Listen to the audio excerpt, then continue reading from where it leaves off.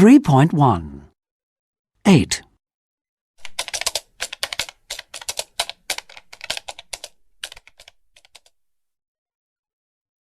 7 All our operators are currently busy, but we will answer your call as soon as we can.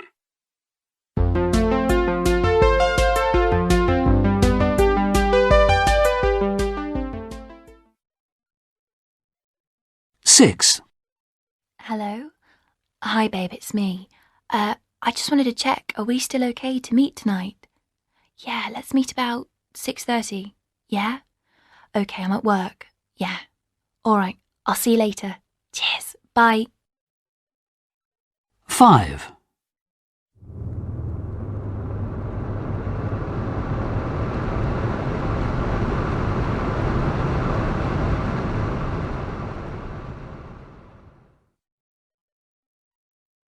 4 I'm sorry that I have to say this all the time, but quite honestly, if I can be here every day at 9 o'clock, I can't see why the rest of you can't. 9 o'clock is when we start, 5 o'clock is when we've finished. Have I made myself clear? 3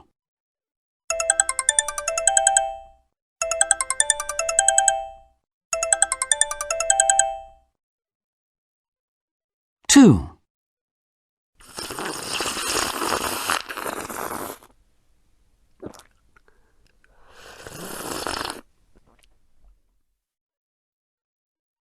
1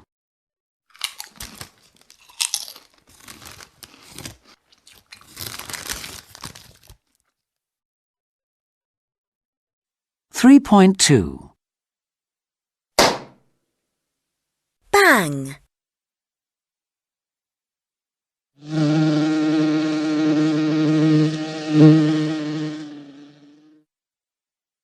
Buzz!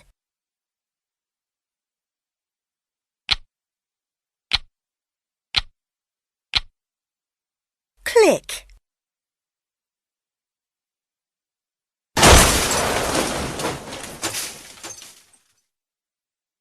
Crash!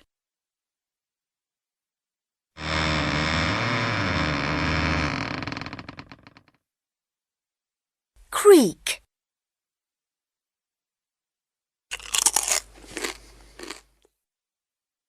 Crunch!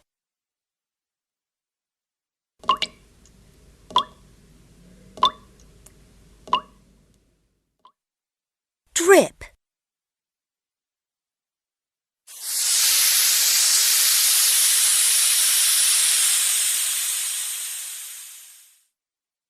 Hiss!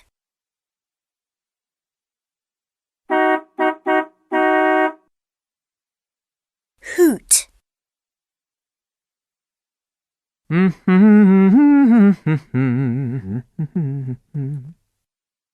Hum!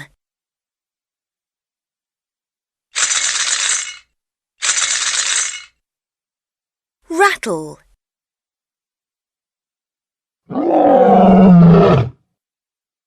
Roar!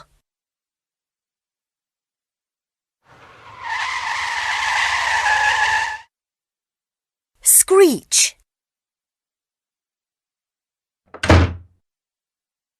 Slam!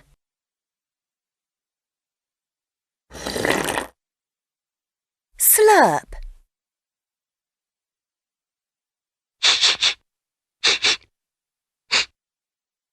Sniff!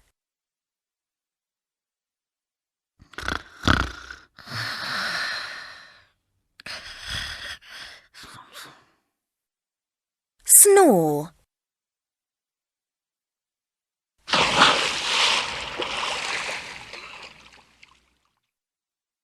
Splash!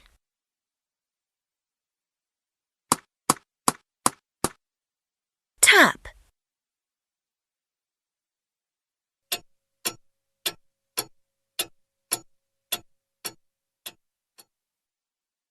Tick!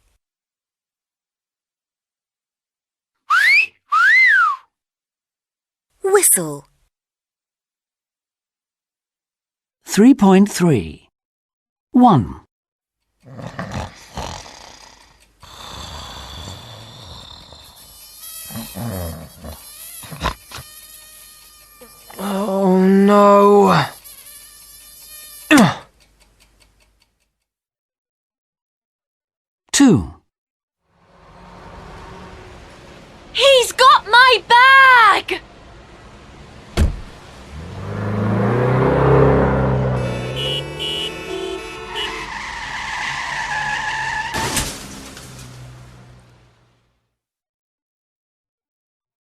3,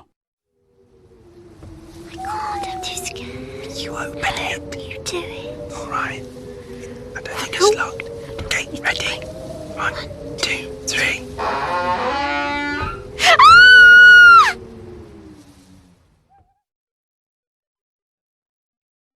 3.4, Click, slam, crash, slurp, drip, snore, stammer, screech, scream, splash, shouts, sniffs, yelled, hummed, crunched, mumbled, crisps, rattled. 3.5, 1, She screamed when her friends splashed her in the swimming pool. 2, The brakes screeched and then there was a tremendous crash. 3, I hate the crunching of someone eating crisps. 3.6, Times 18 minutes to 9. Companies are losing millions of pounds by making the wrong noises. Greg Wood, who always makes the right ones, is here. Thank you so much, Ed. Some noises can be really annoying. I'm sure we all like or dislike inappropriate music in shops, for example. Most of them are made by companies. A new book called Sound Business claims that businesses which spend enormous amounts on their images are doing nothing about the way they sound. We sent its author, Julian Treasure, out onto the streets to explain. This is a typical London street scene. So we've stepped into a well-known mobile phone retailer. There's quite a lot of street noise intruding into this store when the cars go past, and they've got over the top of a very nasty hum from the air conditioning system. There's some music playing. I don't know who chose it. I don't know what it's got to do with this brand. So we've stepped in for a quiet coffee, which unfortunately is a contradiction in terms in most of London. This coffee bar has got no absorbent surfaces at all. Everything is hard and reflective, so all the sound is crashing and bashing around inside. There's a lovely buzz in the background you can hear from a huge chiller cabinet, which is rattling and vibrating. On top of that, when the barista makes a coffee, your nerves get shredded and your brain gets fried. So I'm afraid this is a long way from the relaxing coffee that really it should be. Espresso machines feature with chiller cabinets and diesel engines as the top 3 most annoying noises. But the important consideration for any business is that sound changes the way people think and act, the speed at which they shop or eat in restaurants, for example. According to independent academic research, appropriate sound can boost sales in a shop by 30%. Bad music has the opposite effect on shoppers. I hate most of the music they play in shops, and it's a very good way of getting me out the store very, very quickly. I kind of switch off when I go into shops, and often I have headphones on. Well, it depends on the kind of music. It's kind of relaxing. I don't like it. I think it's too noisy. You can't think anything, so just go out again. And then there's the office. It's claimed that the noise in open-plan offices can cut the productivity of knowledge workers by 2/3. So we're walking now into what I think is a fairly typical BBC office, and it's filled with the most distracting sound in the whole world, which is other people's conversation. As a business, sound is an enormously powerful tool, and at the moment it's like just firing a machine gun at random. There's noise and sound coming out of businesses in all directions. Nobody's conscious of it. Nobody's managing it. Nobody is aware of the effect it's having on the people that they're trying to affect. Many organisations spend millions on how they look and nothing at all on how they sound. This is what the experts consider to be the right sort of noise, randomly generated from a computer-based selection and used in this case to soothe the nerves of passengers at Glasgow Airport. Sales at the airport shops rose by up to 10%, demonstrating that good sound can also be good business. And not much noise on the stock market this morning. 3.7, 1. All I knew of the man with the beard and the Panama hat was that our paths crossed at about 8:20 in the morning on the street I walked down daily. The rest of his story was my own invention until I spoke to him last week. Aaron is a self-taught jeweller and artist. He passes me each day on his way back from the synagogue at the end of the street, where he's training to be a rabbi. 2. I pass number 220 once or twice a day, depending on my route, and from time to time I see an older gentleman standing outside it, leaning on the gatepost. I wonder when I pass him what he sees and what he has seen. When I talk to him, he tells me his name is Clarence and he's from Barbados. He arrived in Britain in 1957 and has been here ever since. He is in his 80s and has close family who live nearby. 3. As I leave for work each morning, the man who cleans my street is usually positioned with his cart at the corner of the first junction I pass, and he never fails to smile and say good morning. When I introduced myself to him, he told me that his name was Gerard and he's from Ireland. He moved to London when he was a child. 4. Always together. The young man and the dog who work at the hardware store are regularly to be found in the doorway of the shop, side by side, observing the comings and goings on the street. Cheyenne is from Iran and his dog is German. Both have lived in London for many years. Cheyenne tells me that he's not sure if he is a Londoner, but says that he kisses the ground every time he returns to the city from a trip abroad. 5. My mother is a doctor and she does not approve of chips. On my way home from the bus stop, I watch as people of all ages enter George's fish and chip shop to partake of the fried fare from the smiling men behind the counter, and I wonder who they are. Storos is from Macedonia and Sabrail is from Kurdistan. They are George's fish and chip shop men. They sell a lot of fish and chips and sausages and pickled eggs to the hungry locals. Do they eat chips, I inquire? Twice a day is the reply. 6. The bun shop at the end of the road is an old-fashioned bakery where you can get a no-nonsense cup of instant coffee and a donut covered in hundreds and thousands. When I pass it, the two ladies behind the counter are always busy, feeding the local community. Tara is from St. Lucia, though her accent has faded. Her nickname at work is Cleopatra because she spends so long on her hair. Rita is from the Philippines and she does not like eating buns. 3.8. There's an author called Wilbur Smith. Oh, yeah. And I usually really don't like his work, actually. But I read this, the first one I read of his was The Burning Shore, which is the first of about a 5-part series, I think. And it was just great. I'd never read anything like this. It was so fast-moving, so exciting, great characters, set in Australia. And it was just incredible. It was just, I read it all the way through, straight away. 3.9. 1. He's a professor of English literature. 2. I loved the scene in the restaurant. 3. I thought the main character was really interesting. 4. The novel and the film were very different. 5. My worst subject at school was history. 6. I found the last part of the film really frightening. 7.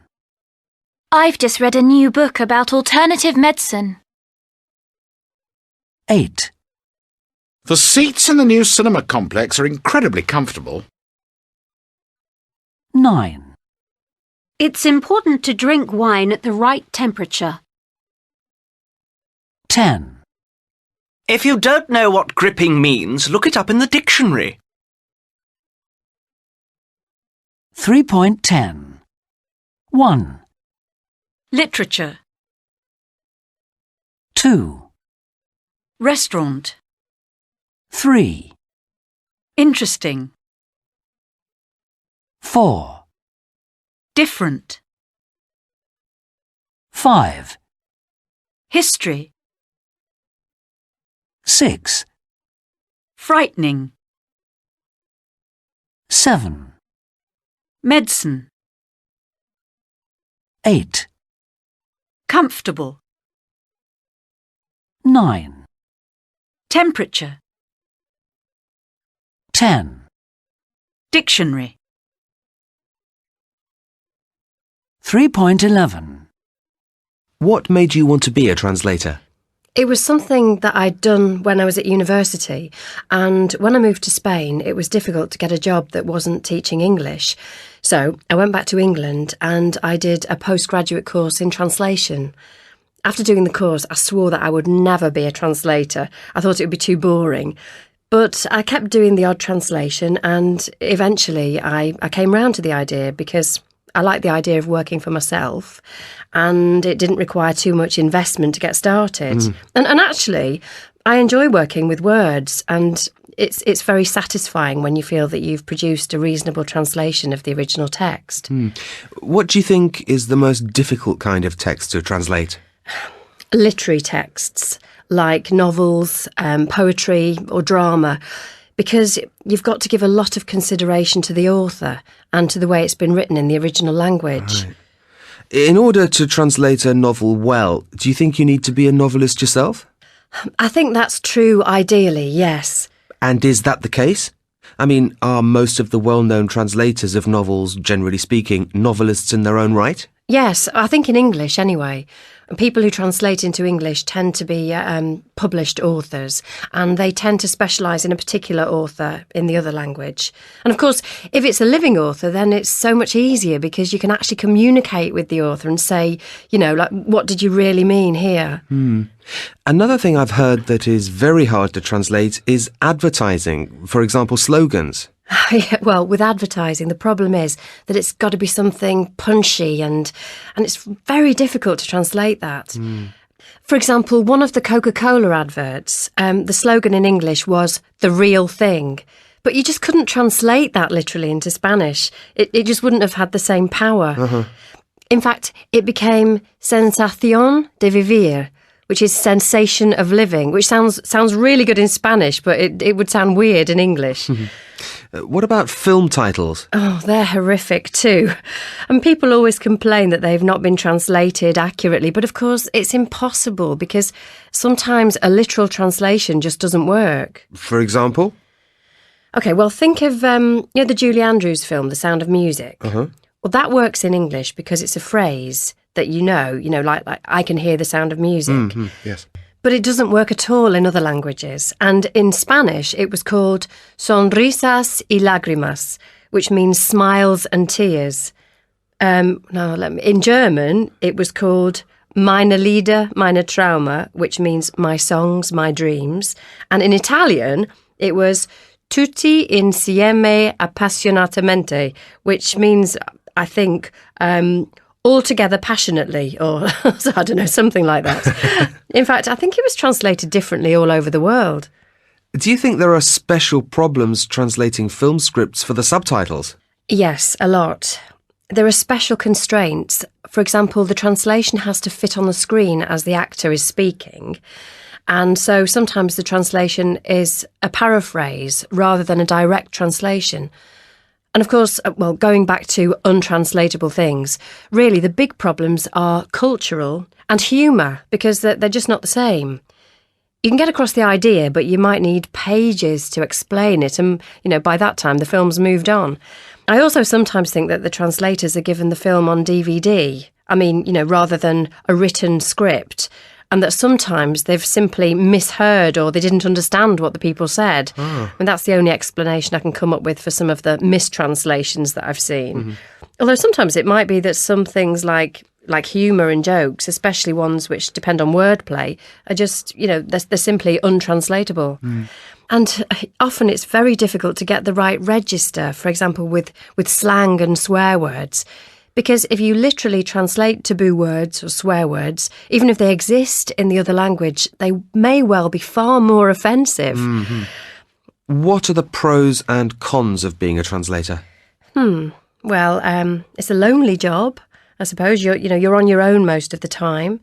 It's hard work. You're sitting there and, you're working long hours and you can't program things because you don't know when more work is going to come in. And people have always got tight deadlines. It's really rare that somebody will ring you up and say, I want this translation in 3 months' time. Sure. That just doesn't really happen. Yeah. And the pros? Well, the pros are that it gives you freedom because you can do it anywhere if you've got an internet connection and electricity.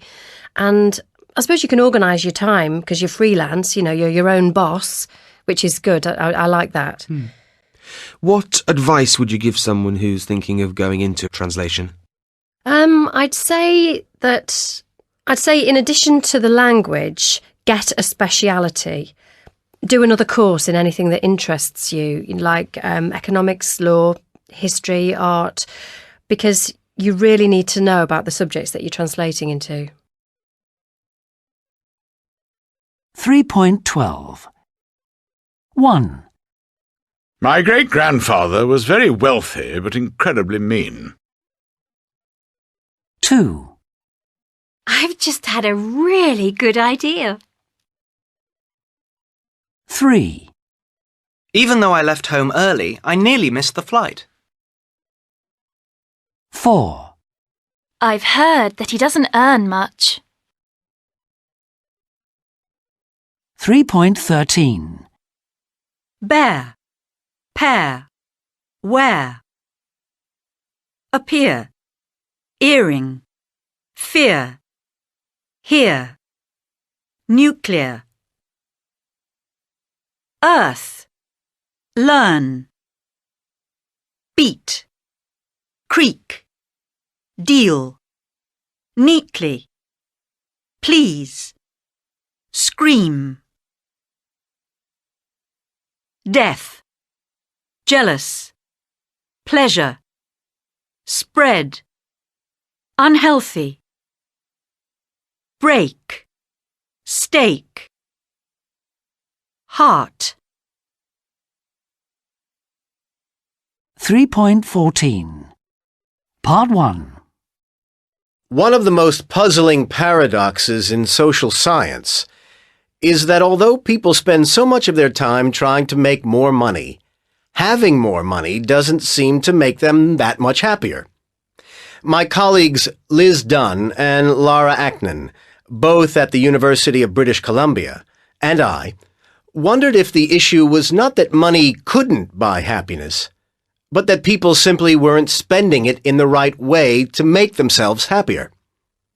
Liz had the great idea of exploring whether, if we encouraged people to spend money in different ways, we could uncover the domains in which money might lead to happiness. We conducted a number of studies in which we showed that money can buy happiness when people spend that money pro-socially on others, for example, giving gifts to friends, donating to charities, etc., rather than on themselves, say buying flat-screen televisions. 3.15. Part 2. So what are the psychological factors involved when it comes to individuals and the feelings they encounter when they are giving away their money? Does it matter how wealthy you are? We found that it was the relative percentage of their money that people spend on others, rather than the absolute amount, that predicted their happiness. We did a study to look at the happiness of 16 employees of a Boston-based company before and after they received bonuses of between $3,000 and $8,000. This showed that the size of the bonus that people received had no impact on their long-term happiness. It was the percentage of that bonus they spent on others that increased their well-being.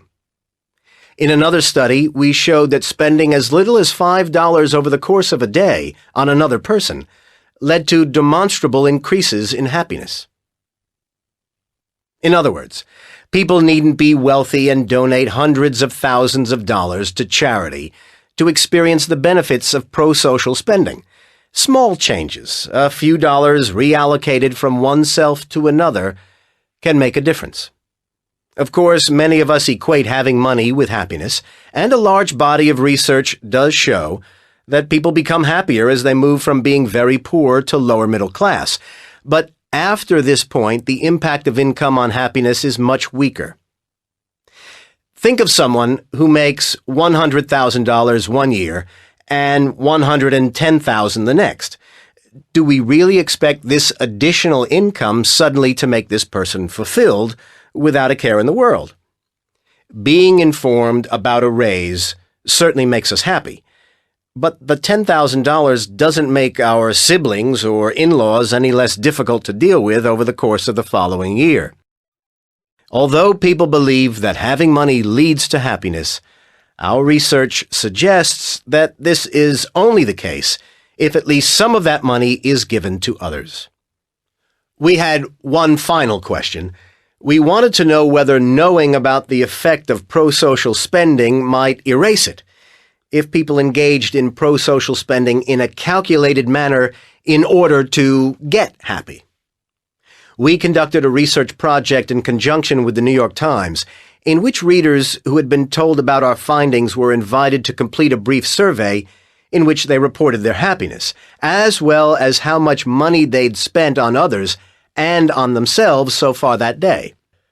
Consistent with our previous research, we found that spending more on others was associated with greater happiness among this sample of approximately 1,000 New York Times readers, even though the respondents had been exposed to our previous findings.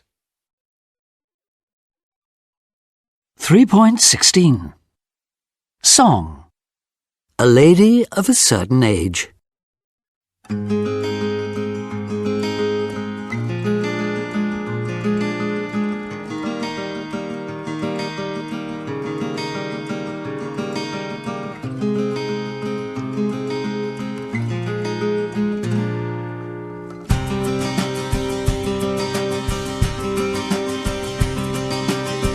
Back in the day you had been part of the smart set. You'd holidayed with kings, dined out with starlets. From London to New York, Cap Ferrat to Capri. In perfume by Chanel and clothes by Givenchy. You sipped Camparis with David and Peter at Noah's parties by Lake Geneva, scaling the dizzy heights of high society, armed only with a checkbook and a family tree. You chased the sun around the Côte d'Azur until the light of youth became obscured and left you on your own and in the shade. An English lady of a certain age. And if a nice young man would buy you a drink, you'd say with a conspiratorial wink, you wouldn't think that I was 70. And he'd say, no, you couldn't be.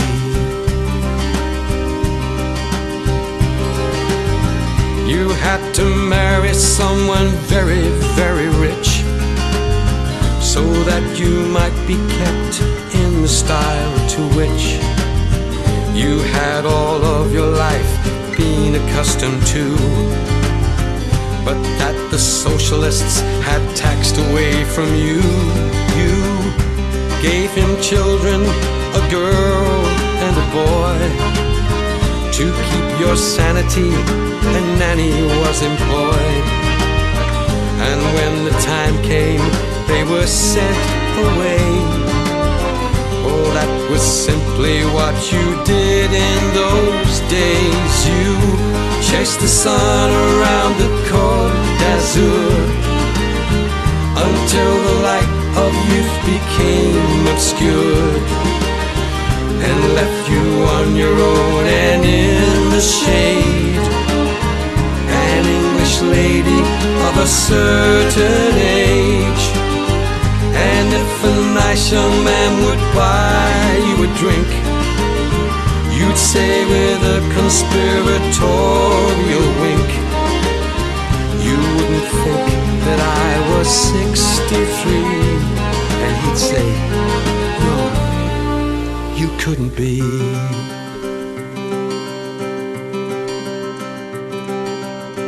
Your son's in stocks and bonds and lives back in Surrey. Flies down once in a while and leaves in a hurry. Your daughter never finished her finishing school. Married a strange young man of whom you don't approve. Your husband's hollow heart gave out one Christmas Day.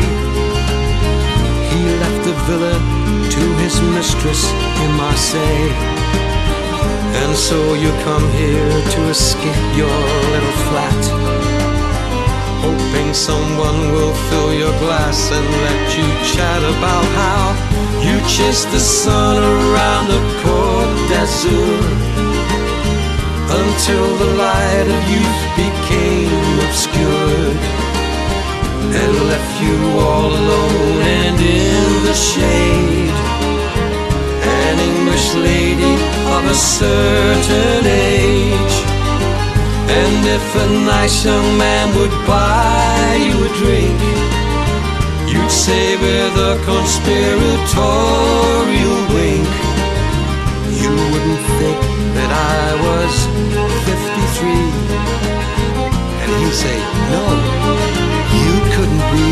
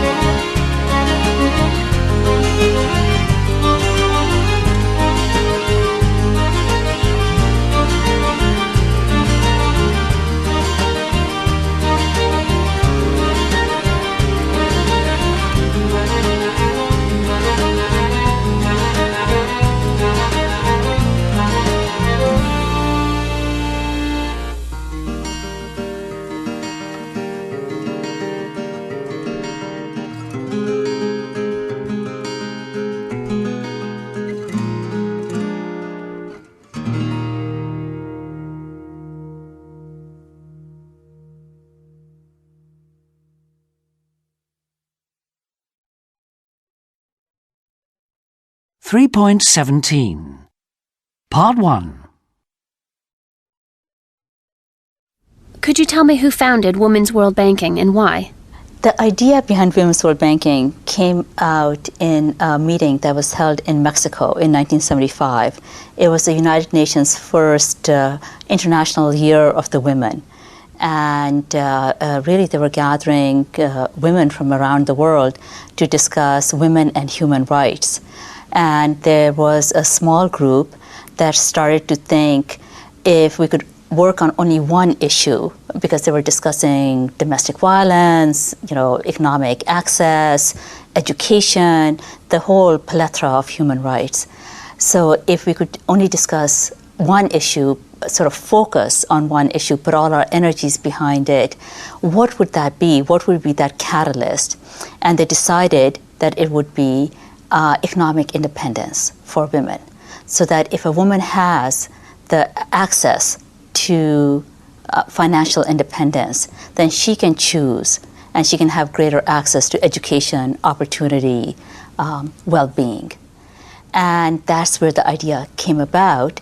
And Women's World Banking was really set up. The first mission was to give women all over the world a greater access to the economies in their own countries. Where did the idea of microfinance come from? The idea behind microfinance, again, goes back to the mid-70s. There had been, by that time, several decades of what we call the Western world giving massive amounts of aid to the developing world, and a realization that a lot of it was not working. There were still many people who were left poor. So, Muhammad Yunus is credited as being the father of microfinance. He's an economist living in Bangladesh, a very poor country. And he looked around and he said, what is it that the poor lack? What is it that they need? And the answer is obvious, they need money. And all of us, in order to get started, have had access to credit. So the poor can't get access to credit. They can't go to relatives to borrow because generally the relatives are as poor as they themselves are. And they certainly cannot go into a bank and borrow because they have no collateral. How did Dr. Yunus solve these problems? There are really 3 innovations that he came up with that are brilliant in hindsight. One was, okay, the poor have no collateral, but let's figure out a way to create collateral, which means collateral is basically if you're not going to pay back the loan, that somebody's held responsible.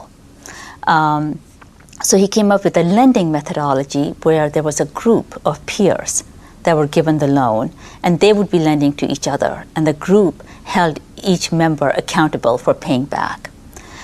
The second innovation that he came up with is that it is very difficult for the poor to gather a lump sum to pay back a loan. But if you can break up that payment into very small, regular payments that are coming out of your daily income, then it's feasible to pay back the loan. So what microcredit did was to break up the loan payment into these very sort of regular small payments. And the third was really an incentive system that the poor were not encouraged to borrow a large amount. They only borrowed what they could use in their business and then pay back. And if they paid back successfully, then they were eligible for a larger loan. 3.18 Part 2. Do you have any examples of individual success stories?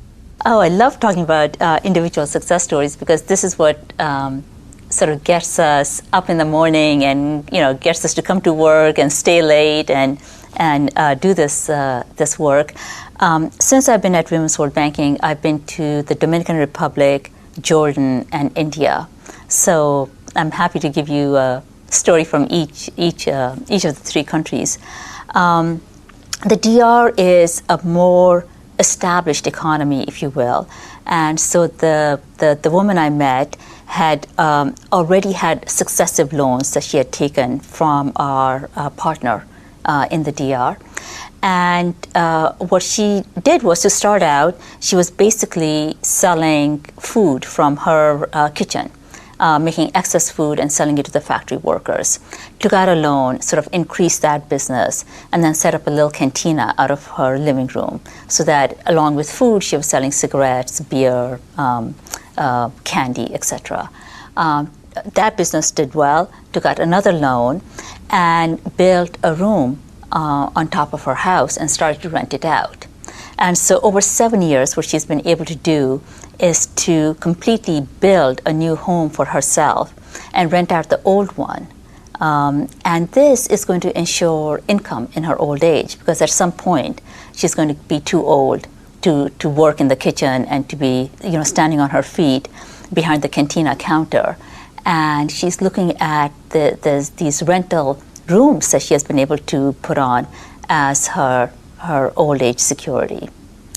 In Jordan, I'll tell you about a young woman that we met. You know, sort of the cultural norm in Jordan is that a fairly old husband can marry again and marry a fairly young woman. So the one that we met, her husband was now too old and sick. So while he took care of having a roof over her head, she had absolutely no means of earning more money for herself or her kids. And at her socioeconomic level, it's not considered proper for a woman to go out and work. So the only thing that she was able to do was she had taken a loan to buy cosmetics and was selling them from her living room to her neighbors. And this was considered to be an okay business for her because primarily she was dealing with other women. But it gave her that sort of extra money to use for herself. And then in India, where I was recently, in the city of Hyderabad, and Hyderabad is this up-and-coming city, you know, it's gleaming. Indians themselves are thinking of it as the next cyber city. But across town, they have slums where even now, both men and women have not gone to school, they're not educated, and their only recourse is to work in the informal economy. So the family that we met, the husband was a vegetable seller, so he took his cart and went out into the more affluent neighborhoods. The son had dropped out of school to join his father to push a similar cart, and the mother had taken a loan to embroider saris. And she did this at home, sort of in her spare time. And what she really wanted to do was to amass enough income so that she could cut out the middleman, because she basically got half of what the sari was worth, because she was handing it over to a middleman, so that if she could buy the materials herself, embroider it herself, and sell it herself to the store, she could in effect double her income without doubling her labor. 3.19. 1.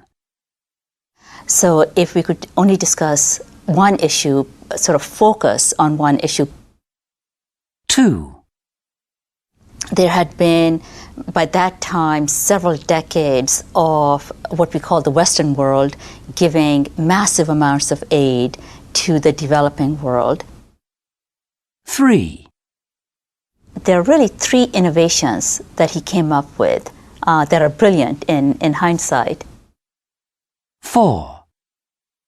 So that along with food, she was selling cigarettes, beer, candy, etc. 5. While he took care of having a roof over her head, she had absolutely no means of earning more money for herself or her kids. 6. The son had dropped out of school. 3.20. 1. Ian. Do you consider yourself good with money? No, I think I'm pretty bad on the whole. It makes me anxious, it freaks me out, yeah. Do you think that women are better at managing money than men? On the whole, probably, yeah. I certainly think my wife's better. I think she and many women are better planners, I think, more sensible about these things, yeah. Do you think having more money would make you happier? In a kind of banal way, I could get to do certain things more easily, yes, but maybe not in the bigger picture. 2. Sheila. Do you consider yourself good with money? Yeah, I think so. I've never been in debt, so I think that's pretty good going, seeing as I'm quite old now. And yeah, I spend a lot on shoes. That's my only weakness, I think. Do you think women are better at managing money than men? Don't really think it's a gender issue. I mean, I'm pretty good with my money, but my brother's rubbish. He's always in debt. But my husband's fine, so I'm not sure that there's a gender thing going on there. Do you think having more money would make you happier? Pretty happy as I am, actually, so no. 3. Jerry. Do you consider yourself good with money? I do, actually, yeah. No, I do. Why? Because I never go overdrawn. I pay off my credit card. I try to make sure my savings get a reasonable rate of interest. I never run out of cash. I'm just kind of an organised person, money-wise. Do you think that women are better at managing money than men? That's a tricky one. In some respects, I think so. I wouldn't want to fall into stereotyping. I think men and women spend money on different things. I mean, I do a lot of cycling, and if you see a man and a woman out cycling together, the man always has a better bike. Always. It's quite amazing. So I think men like spending money on their things, whereas women might spend money more on family things, I don't know. So in that sense, I think probably women have more of a perspective on money than men do. Do you think that having more money would make you happier? I think having a bit more might. I think having a lot more, it's difficult to say. I think a lot of people find large sums of money. If you won the lottery, say, that would be quite hard to deal with, I think. But an extra 10,000 a year, I think would be just about right, yeah. 4. Kate. Do you consider yourself good with money? No, not at all. I spend it without thinking, and I'm very lazy when looking for bargains and things. Whereas I have friends who look really carefully for the cheapest option. I just can't be bothered to do that. So I spend money like water. It's awful. Do you think women are better at managing money than men? Not necessarily, but now I think about it, I think maybe women go, I know it's stereotypical to say, but women go shopping more together as a sort of social activity, whereas men tend to, stay in their rooms and work or something. I don't know, yeah. Do you think having more money would make you happier? I think it might, yes. I think I might be very happy with more money. I can, just not think about money at all and spend all the money I want and go out, have nice meals and go on holiday. That'd be great. 5. Jason. Do you consider yourself good with money? Not good enough. No. Why not? Why not? I'm not very good at making budgets and sticking to them. Do you think women are better at managing money than men? I think that depends. The ones I know probably are not. Do you think having more money would make you happier? In New York, yes. In most places, no. 3.21. 1. It makes me anxious. It freaks me out. 2. So I think that's pretty good going, seeing as I'm quite old now. 3. I'm just kind of an organised person, money-wise. 4. I'm very lazy when looking for bargains and things. 5. I'm not very good at making budgets and sticking to them.